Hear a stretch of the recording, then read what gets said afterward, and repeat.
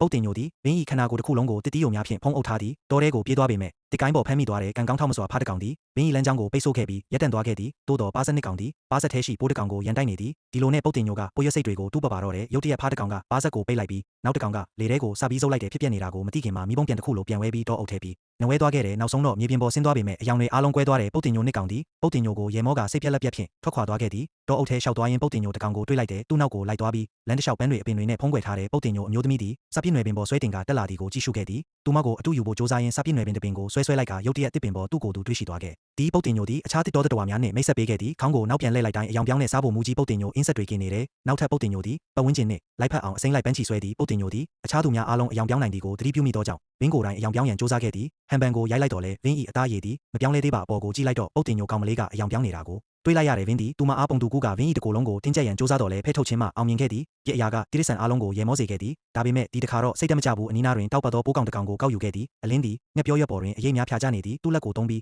အဲ့ဒီနေ့ကမြင်ဖူးသမျှတိရစ္ဆာန်တွေရဲ့အရေးတွေကိုပုံဖော်ခဲ့တယ်တိရစ္ဆာန်တိုင်း၏အရေးသည်မယုံနိုင်လောက်အောင်အသက်ဝင်သည်များမကြမီတွင်နောက်ထပ်တစ်တော်တတော်များကိုကြည့်ရှုရန်စုယုံလာသည်လှုပ်ဆောင်နေစဉ်တွင်ဝင်း၏အရေးပြားသည်တက်ကြော့သောအယောင်များဖြင့်တောက်ပလာသည်လုံးဝရင်တက်ရှုမောစရာပါပဲပထမဆုံးအနေနဲ့လူတိုင်းရဲ့လက်ခုပ်တံကိုရရှိခဲ့ပါတယ်